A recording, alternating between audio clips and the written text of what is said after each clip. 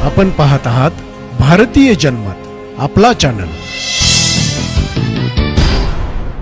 नमस्कार, मी मानसी धामणसकर. आपण पाहत आहात भारतीय जनमत न्यूज. पाहूयात आजच्या ठळक घडामोडी. दिल्लीत चालत्या बसमध्ये एका तरुणीवर सामूहिक बलात्कार झाल्याची घटना घडून 12 वर्षे उलटली.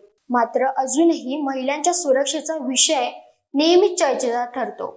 त्यात आता हैदराबादमध्ये चालत्या बसमध्ये 26 वर्षीय महिलेवर बलात्कार घडल्याची घटना घडली असून यात एका आरोपीला अटक करण्यात आली आहे, तर दुसऱ्या आरोपीचा शोध सध्या सुरू आहे.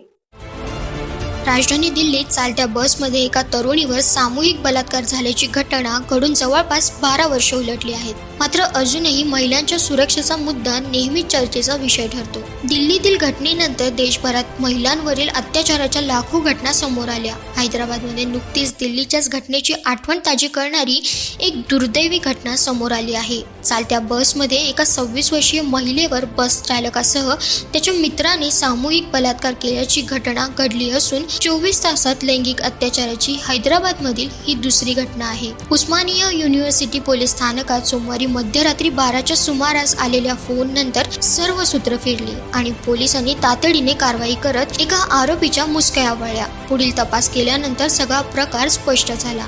तेलंगणातील निर्मलापासून प्रकाशम जिल्ह्याच्या दिशेने एका खासगी प्रवासी बसमधून पीडित महिला प्रवास करत होती. बस हैदराबादच्या जवळ पोहोचली असता मध्यरात्री 12च्या सुमारास बस चालकानं महिलेवर जबरदस्ती करण्यास सुरुवात केली. पीडित महिलेने आरडाओरडा करू नये यासाठी तिच्या तोंडात कपड्याचा बोळा कोंबण्यात आला. आरोपी ड्रायव्हर व त्याच्या मित्राने महिलेवर चालत्या बसमध्ये लैंगिक अत्याचार केले. या सर्व घडामोडी दरम्यान पीडित महिलेने 100 क्रमांकावर फोन करून स्वतःवर गुजरलेला प्रसंग कथन केला. याची माहिती मिळताच काही वेळातच बस हैदराबादच्या तारनाका भागात असल्याची माहिती पोलिसांना मिळाली. पोलिसांचं एक पथक तातडीने या भागाच्या दिशेने निघालं. काही वेळात ही बस पोलिसांना सापडली आणि त्यातून पीडित महिलेला पोलिसांनी वाचवून रुग्णालयात उपचारासाठी दाखल केले.